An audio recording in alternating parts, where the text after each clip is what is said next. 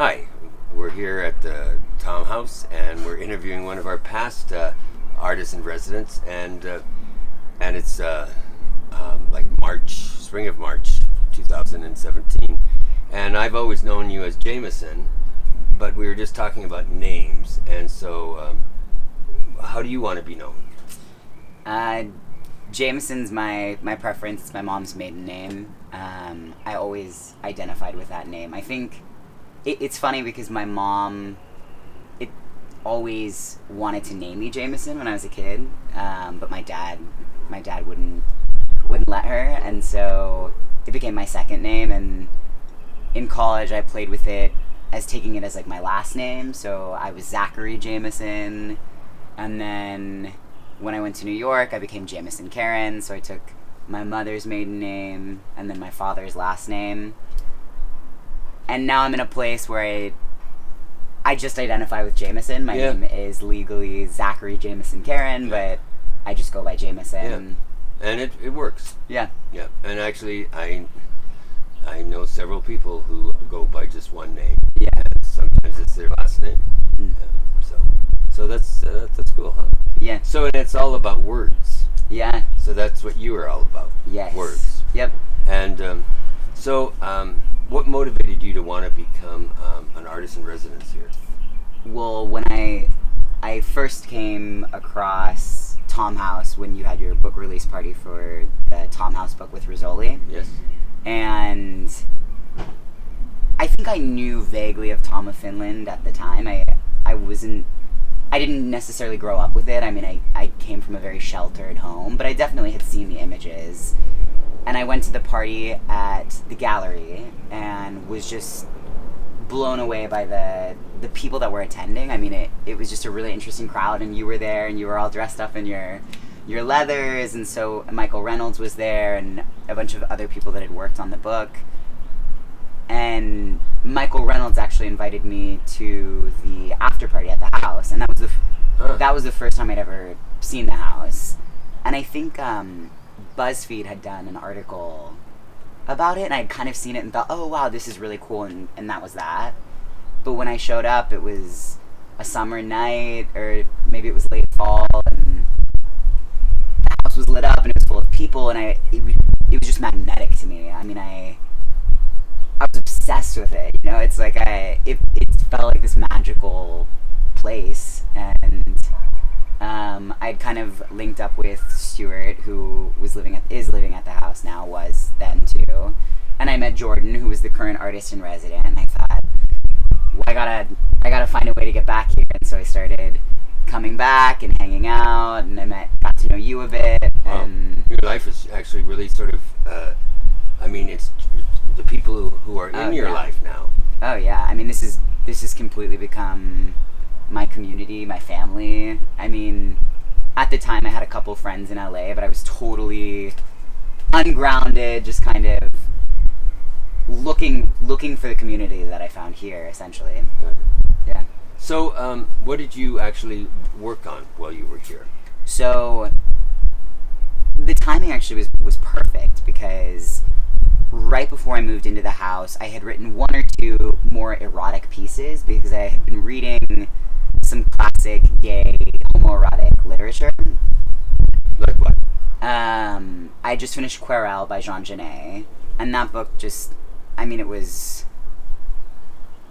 really changed me, because it was so smart and well written, but it was so nasty. You know, it was so erotic and so dirty, and so I'd been playing around with that, and I thought to myself, well, I'd love to be in this space, and I know that the resident, who at the time was Antonio, was moving out, and so I thought, well, why not do a collection of erotic writing while living in the house, and I could write about, you know, past experiences, I could write about my experiences in the house, I could be inspired by the house, and so I ended up doing a collection which will soon be published.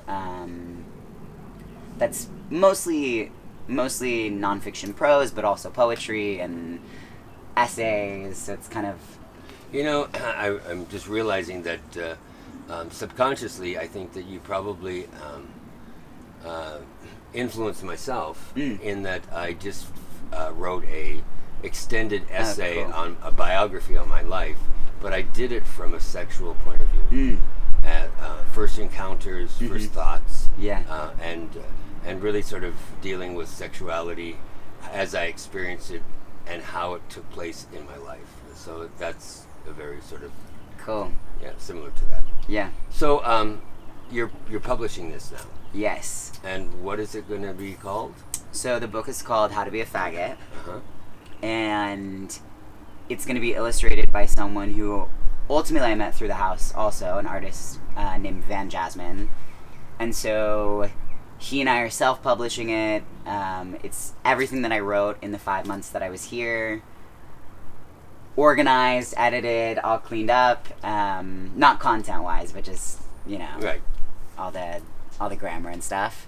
And yeah, it'll be done in June is the goal. So in regards to, I guess, what would you say for artists who are coming here, and actually for anybody who comes to visit the foundation or the Tom House, if you can, rather than from my mouth, I mean, if you can give any suggestions on what they should allow themselves, or how they should explore it, or what they should, I mean, what is this? What does this represent for faggots, or for homosexuals, or for gays, or for queers? What is this environment? Oh my God! I mean, I could literally talk about it for weeks. But is it? I think that there's so much to utilize in this space. I mean, I think you are incredible, and I think just being able to spend time with you and the other residents and Sharp to have that community and that family in a way that I've never had has just, that in itself would be enough. But then, you take this space and it has an energy about it, and just being able to be in this space, to meet the people that come into the space, to see all of the artwork that's in the space, and have access to the letters and the new works and the old works and Tom's work and the events like the Art and Culture Festival. Just even being here for that was something that was life-changing for me. Got it. And so I think just coming into this space and really just being open and being curious and wanting to learn about everything and experience everything and spending time here is amazing. And focusing on something, like for me it was really helpful to have, okay, I'm going to be here for 5 months. I want to write a collection, and so I'm going to be here, I'm going to experience this, I'm going to soak as much in as I can, and then I'm going to put that into something creative. So now you've been gone from the residency for how many months about? Maybe 3. Is it only 3? Yeah, it feels like forever. I think it feels like that. Maybe so much 4. But anyways, you keep coming and visiting. Yeah. So in fact, you're never out of the residency. Yeah, never. Which is similar to others that we know here.